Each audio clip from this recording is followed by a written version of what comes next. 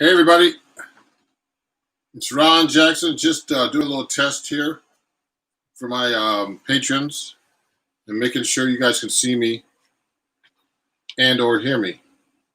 Hopefully you guys can hear me fine over there. Just checking to see if I can. Oh yeah, I see two people up there already. That's great. Now, if you want to, okay, this is going to be a workshop about the 6 and 7 string guitar, the chords, and accompaniment. So you should be subscribed on YouTube, and you should be able to chat with me. There's a chat box to ask questions. Okay, so let me say that right now.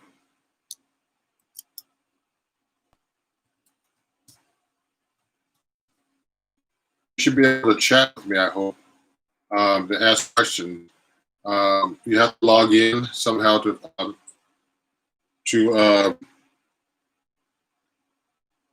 hello, are you there? Okay, you should be able to log in and hear me. Hold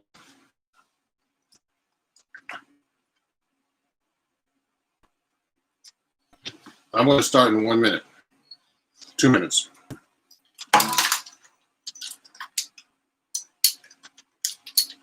A lot of technology here.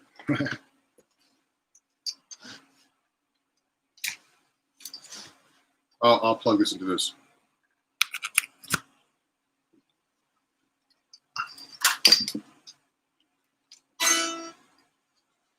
I'm going to make sure also that I'm plugged directly into the internet.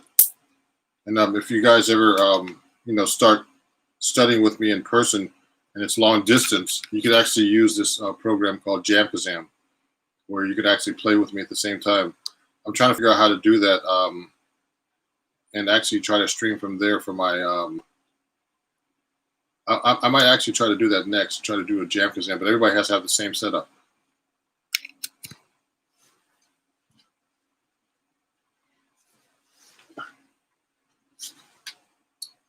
I'm going to turn the light back on so you can see me better. That's good. So if you have any questions, please. Oh, yeah. Oh, okay. Reggie, just making sure you can you hear me clearly? Send me a message. Reggie Hagee is one of my students, a great guitar player who's in Long Island, New York. If you can hear me, just actually let me know that you can see me and hear me. Yes, great. So let me play you something before we go, start getting into the workshop about the difference between 6 and 7 string guitar and accompaniment styles. Here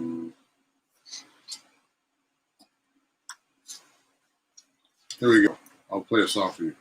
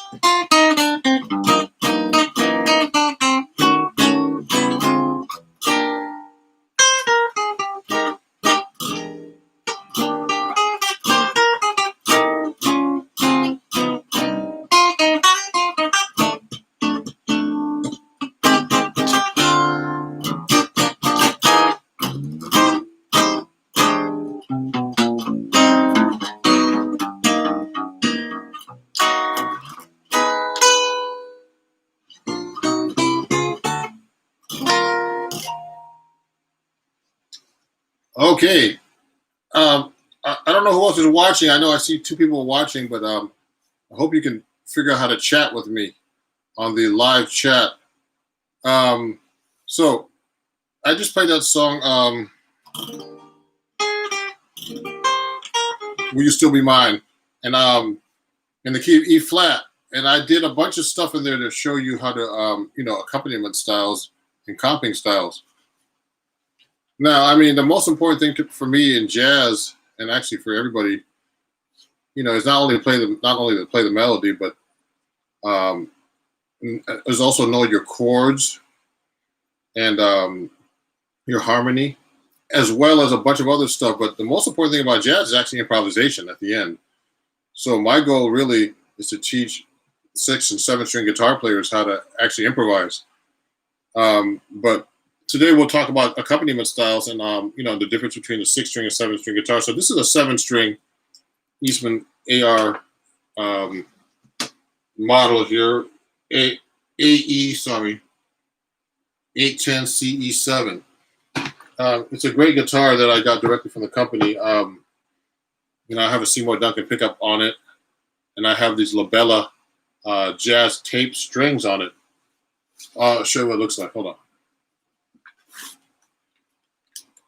Oh yeah, this is backwards. The camera's backwards, but it's okay. So they're pretty heavy strings, and the guitar is pretty a beast to play. It's a 17-inch guitar. So obviously, I think most of you who are on my Patreon tune your guitar to the low 7-string. I learned that from studying with Bucky Pizzarelli. He just said to me, tune it to an A. Make sure you have a low A on there. So I mean, the easiest thing about the 7-string, about this tuning of the 7-string, is that you do have a doubled A. This one. So any chord that has a A string in it, the 5th string A, you could just double, like a C chord. Just play it, double it there. I mean, it's simple, but not that simple when you start playing, actually. So you could, if you do like a 1-6-2-5 in A minor and C major, excuse me. C, A minor, D minor, G7. You could do half of that with the 7th string. Just double, just replace the 5th string with the 7th string. Now you get to this thin sounding 4th string. So that's when you're going to have a problem. That's when you're going to have to use the 7th string again. So you're going to have to go. Now I would have to use a bar D minor chord to get that 7th string and get that full sound of the 7th string on a 1-6-2-5. I'm going to turn my guitar down a little bit. I know it was overdriving a little bit when I was playing.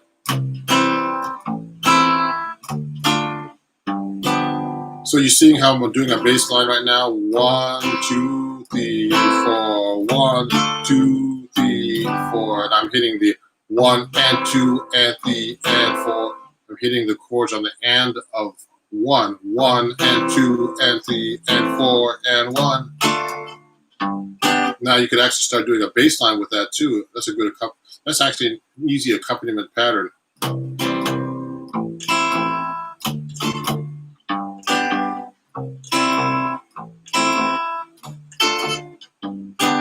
So that's a 1-6-2-5 pattern using the 7th string of the 7-string guitar, replacing the 5th string. So that's the easiest thing to actually do. So when you're actually playing a 7th string, just replace this 5th string with the 7th string, and you can do all kinds of wonderful things. So if I'm doing the same pattern in a higher register, where I'm using the 6th string, like this C major 7 or like this.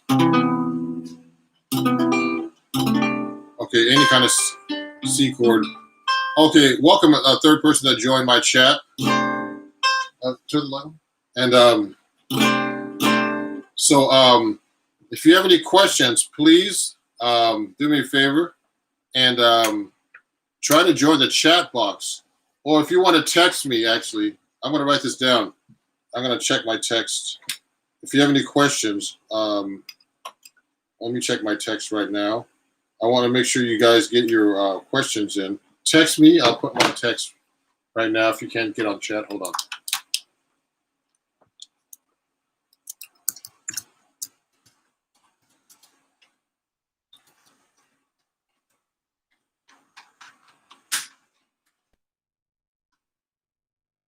You can also text me your questions. I'm going to have my phone on. I'll turn the ringer on to make sure you text me.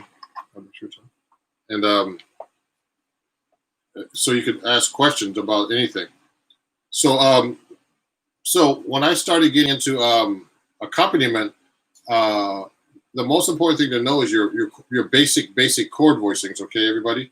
So if you want to text me, I want to tell you right now. If you have any questions, if you can't see the chat, it is 718-768-7736.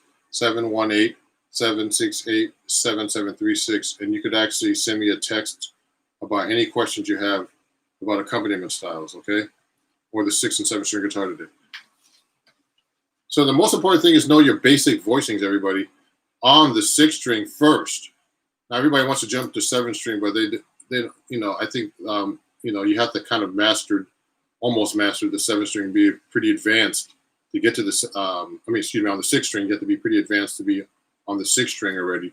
Then switch to the 7-string. Okay, so you have to know all your basic chords, of course, because what I try to do is I try to translate with my students.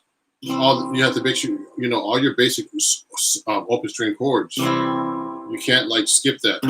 C minor, A minor, all the variations. A major 7, dominant 7, sharp 5. 6. All the possible variations. Okay, D minor, D7, all that. These are going to be really helpful because that's how you create all your bar chords. Okay, they all come from the open string chords actually. And when you see people with capos playing, they don't know how to play bar chords, so they use a capo. That's the main reason. And I rarely use a capo unless I have to play a song that's where I have to play a bar chord for 2 hours, and then my left hand starts to fall off. That's when I put a capo. So I just play the open string version of whatever the bar was.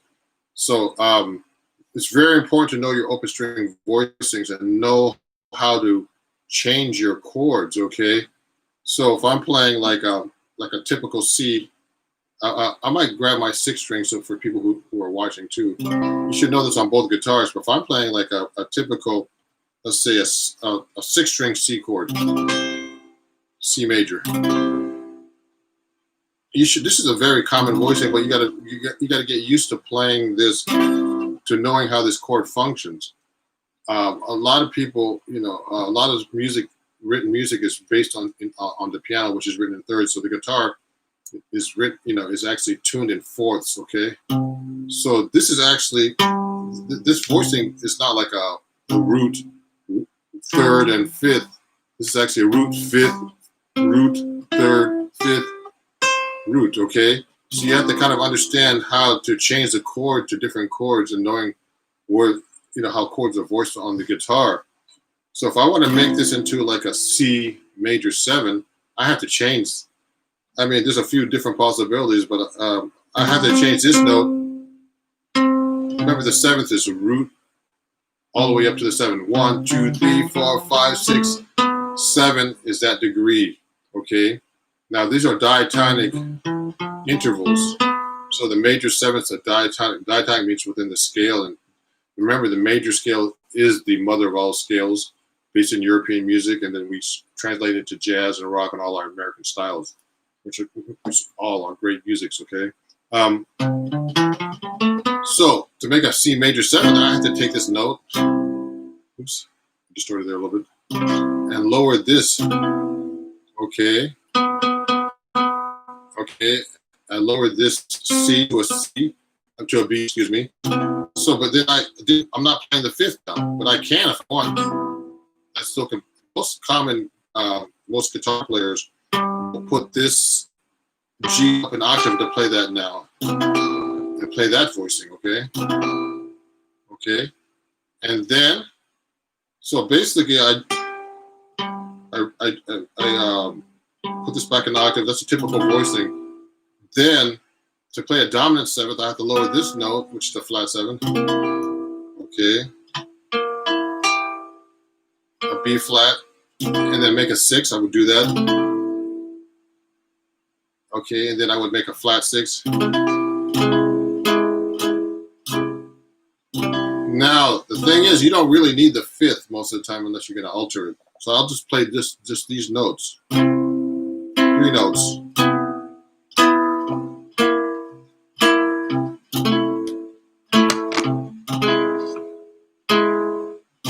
That's a very common thing that I play.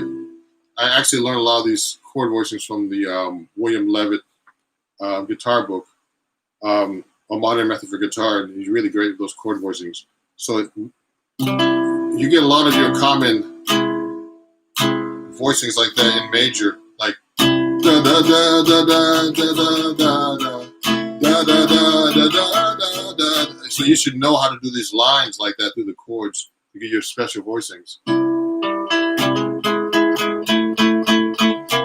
Okay, and then so now these are the major ones. Now if I want to make them to minor, so make it minor now. Okay. So I could do the exact same thing in minor now. So you have the C minor. Now, this is the funny thing is you can play the fifth on these, or you could just go. A lot of people do it that way. Like my Funny Valentine to the major, minor major 7. Now, the minor major 7 chord is only one note away from the major 7. You just have a flatted third now instead of the major third, okay? So you remember, everybody, you should know your intervals of your chords by heart. So so you could actually play these chords, you know, so you actually know what you're doing and why you're doing it and what the chord is constructed on. So I usually do a major chord is 1, 3, 5, and the major 7 is 1, 3, 5, 7. Now you have to know how to alter the notes in any key. That way you'll know how to change the chords in any key. So I'll go 1, 3, 5, major 7, 1, dominant, 1, 6, 1, sharp 5, etc. Minor. I'm going minor, major 7, minor 7, minor 6, minor with a flat 5, etc. Okay? So minor. Da, da, da, da, da, da, da, da, da. A lot of songs are like that. Then you have My Funny Valentine kind of thing. My Funny Valentine with a minor major 7, the minor 7. Sweet Comic Valentine, you know, that kind of song. And these are very common voicings, actually. So you can actually play it like this too. You can play 3 notes. And just play the 3-note voicings that I've been showing you on my Patreon account about jazz voicings like that. With the walking bass line. So I'm going minor major 7, minor major 7, minor 7, minor 6, flat 6 or sharp 5 they call it. And you hear this a lot in James Bond movies.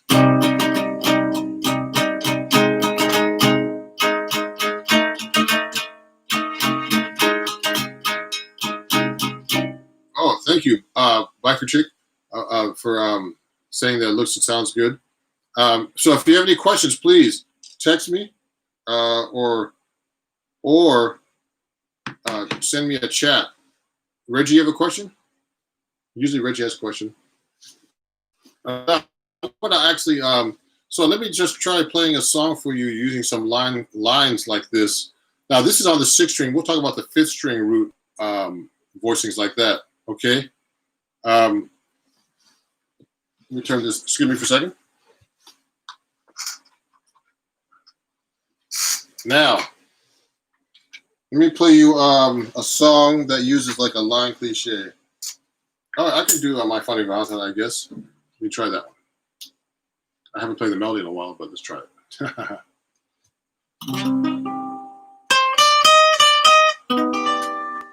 I'm going to do a little voicing octavier.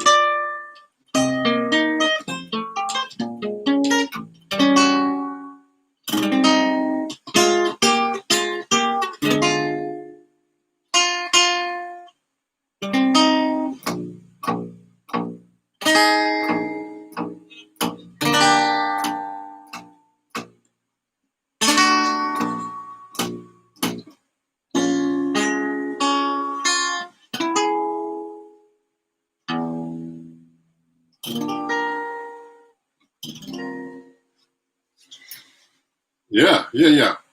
So, does anybody have any questions right now? It seems like you guys are enjoying what you're seeing. So let me see. So let's talk about the voicings now on the fifth string. If you're having a problem looking at this, make sure you ask me some questions or let me know. But text me at 718-768-7736. Let me just make sure the phone is on here. If you have any questions, also if you don't have any, if you have a request or anything about what I'm talking about or what I'm doing, please let me know. I'm going to show you a couple of accompaniment styles too as well. let's talk about the fifth string root, though. So remember so when we talked about the C chord like this in the sixth string, that actually comes from the open string E. So you should know your open string chords from the sixth string root, from the sixth string root and the fifth string and the fourth string root. So they're based on the E chord, the A chord from the open, and D. So those are the most common. These are all root position chords. Now we're only talking about root position. There are a lot of chords with no root positions, of course. We can get into that later, but you have to really know these well. So from the A chord, we can go up to the C bar chord. Okay. So this is actually the same voicing as the sixth string root chord, but only the last 5 strings of the sixth string chord. So you're going to basically alter the same notes, but of course, there's very common fingerings that we have in these chords. So you're going to have the C major, then you're going to have the C major 7, which is C major is 1 3 5. The C major 7 is 1 3 5 7. C dominant is 1 3 5 flat 7. Now here's where it gets weird. You're going to have to omit the first string. Oh, sorry. And then play. Sorry, I'm playing minor 6. To play the 6, you're going to have to play the voicing just like this. Okay. For this voicing, okay, the sixth chord is 1 3 5 6. You should be able to arpeggiate these chords too. Every possible fingering too. Now, remember that you should be able to play all your arpeggios and fingerings of anything that you learn as many possible ways as possible. Like if I'm playing a major chord triad, okay, I'll show you all the ways I play. That's the same octave. Same string. I played it so many different ways. That's just in the same octave. So you should be able to do your arpeggios just like you should know your arpeggios in every key. Any arpeggio with any possible fingering. I mean, I learned this from studying with the great Pat Martino. He basically practices every possible fingering, every phrase, just like that, especially with chords. Okay. Now, so we did the basic chords of the fifth string root bar chord based on the open A string chord. We did the C major 7, C dominant, C6. Now you're going to go, you're going to make the minor do the same thing, like my Funny Valentine. So C minor major 7, C minor 7, C minor 6. That's when you have to change the fingering. Yeah, like this. And omit the fifth string. I mean the first string, excuse me. Or the fifth degree, I meant. That's very, very common, okay? Now, there's other voicings you could actually do too from the fifth string root. I have to do it like this on the, I'll do it on the F chord like this. This is based on the open string C chord, and move that up. So you should do major 7th, dominant, 6, sharp up. You can do it from that chord to fifth string root, which is based on the C chord. Now you can do minor.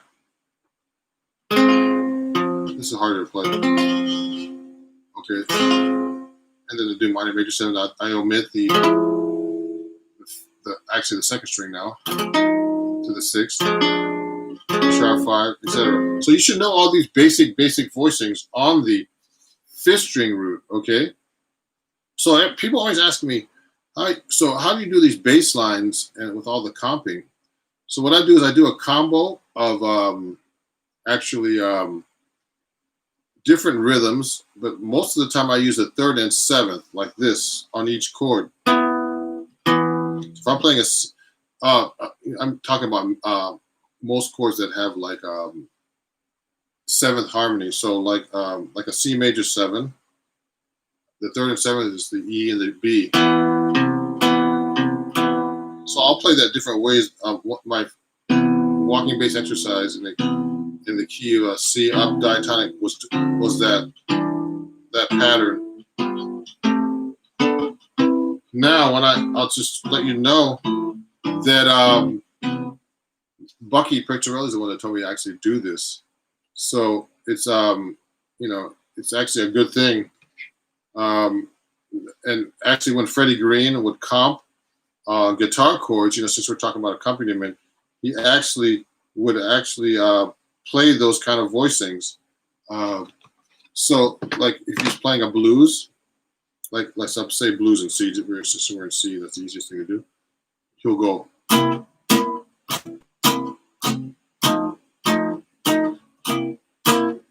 Now this is a jazz blues. Now the best way to play this actually is to play it acoustically as possible.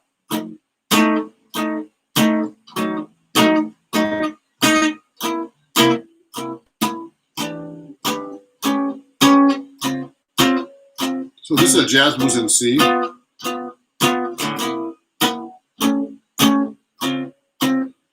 So this is a very common comping pattern in jazz, which you should know really inside out. It's the Freddie Green comping style, which looks easy, but it's not very easy. I worked on it for years with Bucky Picciarelli.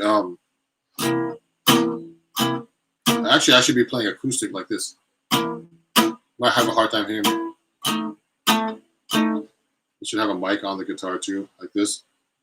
I'll turn it up a little bit. Bucky said if you play through an amp with this style, that you should always play as soft as possible, because you're supposed to blend in with the bass player and practice with the bass player. Now it shouldn't sound like this. That's wrong, he said. You got to really play it with this finesse, but it's much more technically to get into Freddie Green. It'll take a little while. It will take like a whole lesson, a whole hour, to figure out the technique of your right hand, because you're not actually playing every note. You're playing like playing every note on the beat, on beat 1, and then playing like the 4th string basically on beat 2 and 4. So you get this sound when you're going really fast, like this.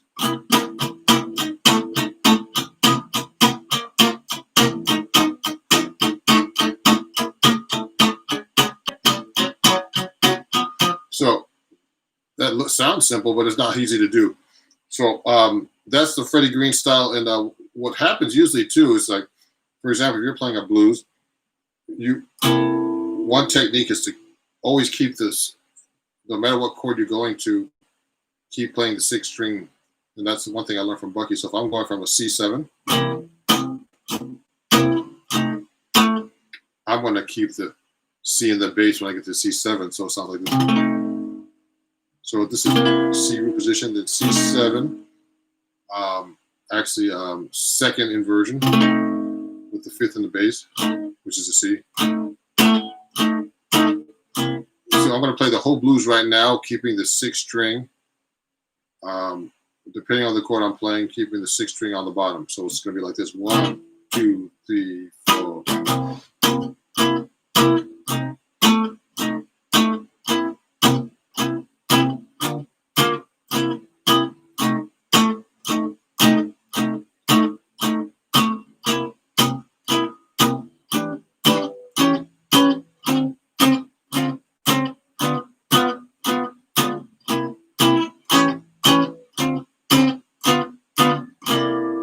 See what I just did?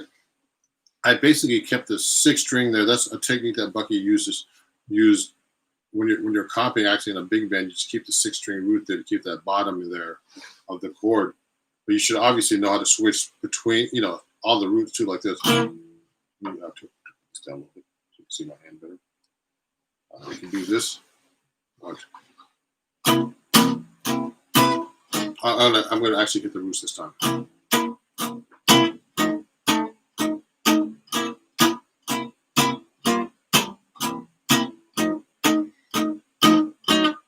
Remember, I'm only playing the first 6 strings of the guitar.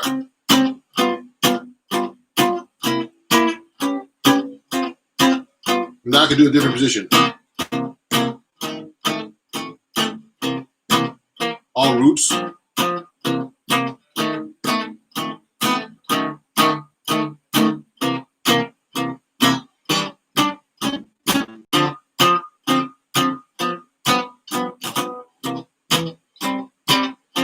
Now, if I'm going to play this on the 7th string, well, you know, using the 7th string of this guitar, you know, the 7th string, I was just playing the 6th string like I was playing a 6th string.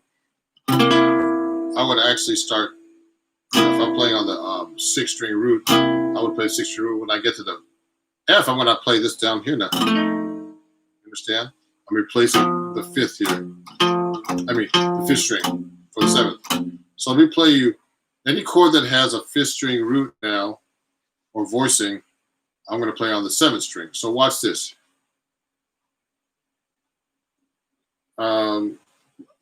You see? Oh, it's a little dark on the right hand side of the guitar. Okay. So watch this. Here we go. 1, 2. 1, 2, 3, 4.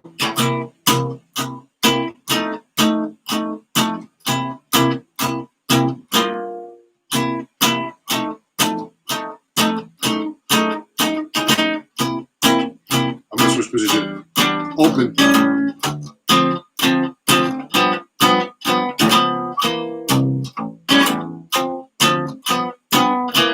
Now, do you notice every time I get a chance to play that open A string, I will. When I'm playing the 7th string. So in this case, when, excuse me, when I went from C, I went from C to F, then went up from the E minor. Instead of hitting the A like this, I hit that open A string because I want to get that. I want to get that low note. Now this is really unique. Okay. Okay, I'm going to turn toward the light a little bit. Someone's telling me. Someone sent me a message. Move toward the light. I'll put the light closer. That's better? Okay. Now, so when I hit the E minor, okay, back to the A7, I'm actually hitting that open A string. So that's the difference I would make between the 6th and 7th string. Then when I get to the D minor, double that, or you can use this chord.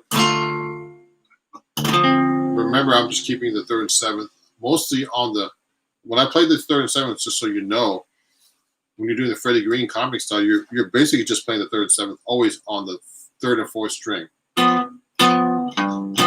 Like that, you see?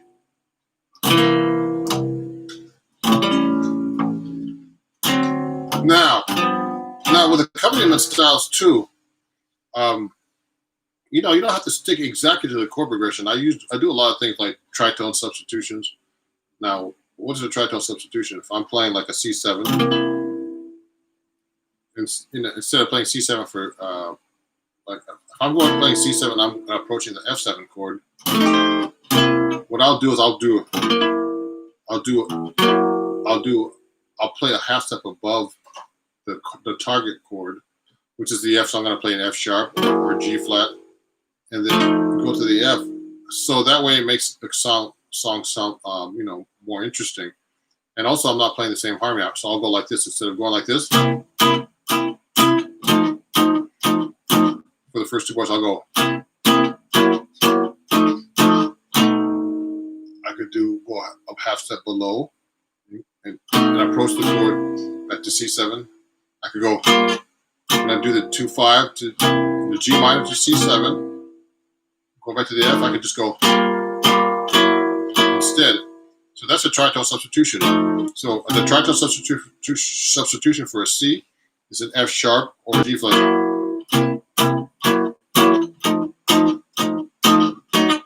Watch this. So I did tritone substitution of the C, which is a D flat. It's kind of like a G7.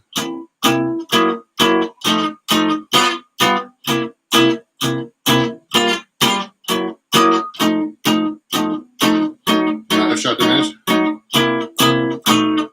Go down, going back to the A. These are all substitutions. So you don't have to play the exact chords. Now a lot of these substitutions are actually we call turnarounds. because we're actually turning around through the changes, you know, approaching different chords, getting to the 2 here, the D minor to the 2 of the key of C to the 5/7. So I'm going, I'm approaching, I'm actually doing a chromatic passing chords going to the D minor.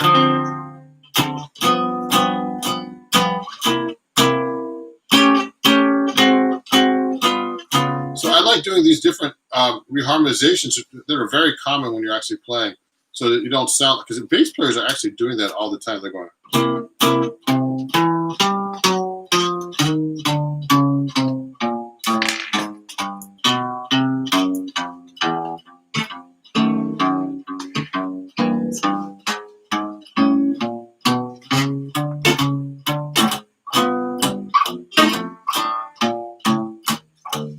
So they're actually naturally doing it. So you can actually do that with your chords too. Follow the bass player like this.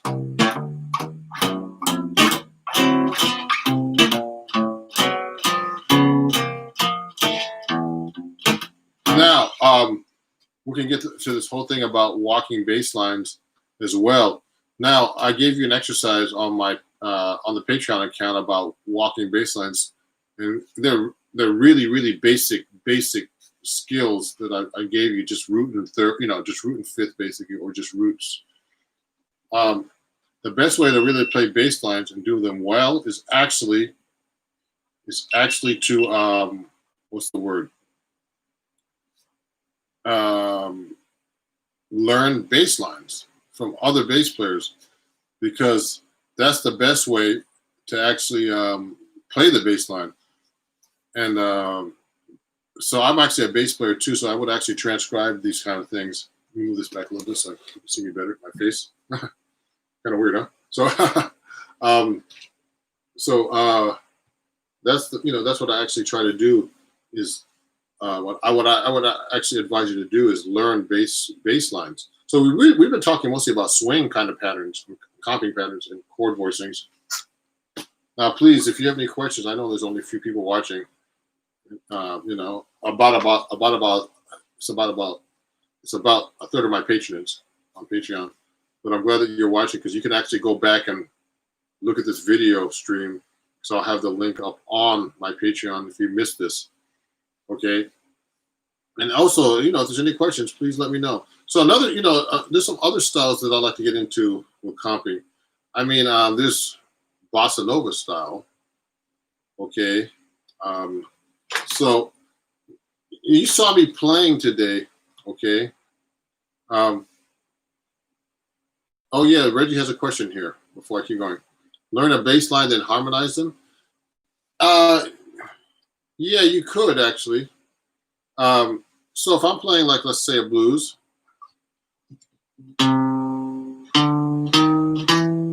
like for example, a bass player would, the typical thing a bass player does is to get to a, like from a C chord to an F7, C for 1 bar, and F7 for 1 bar. He would just go, and then he'll play a D sharp, E, F, and then go back down. Then he'll go F, and then E flat, D flat. I mean, so you could actually play the chord like this.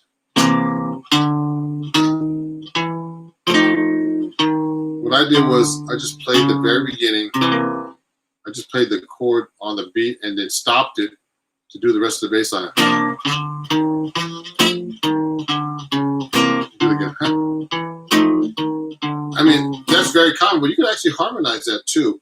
You can actually go up diatonically. Oh, sorry. Also, I could just take the same chord and just slide it up there.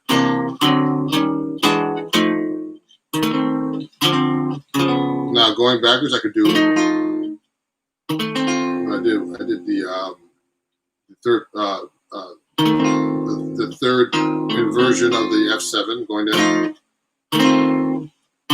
then D minor, then D flat dominant, back, doing that same bass line. So you could do either a bunch of different things. You could do diatonic.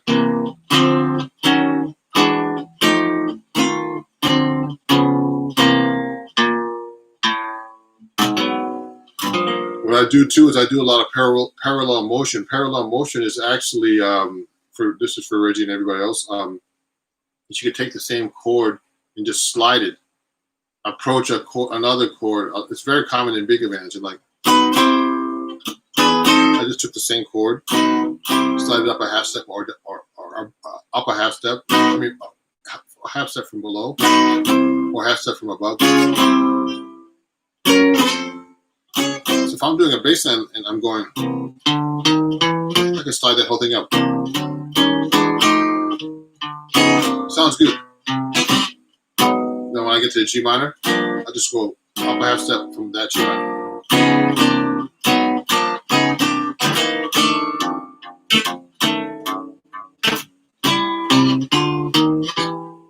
Now, all these bass lines are bass lines I actually learned from before. So you don't have to play a chord under each bass note. You could actually, you could actually hit the first beat and then continue. You can continue to play the bass line. And so I'm going like, I can go like this, watch.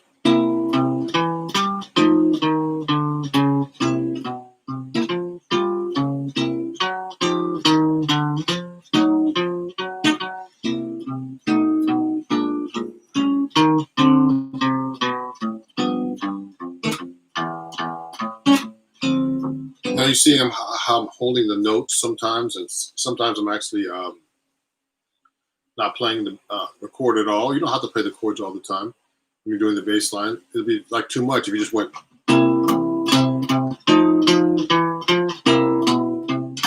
Does it sound natural?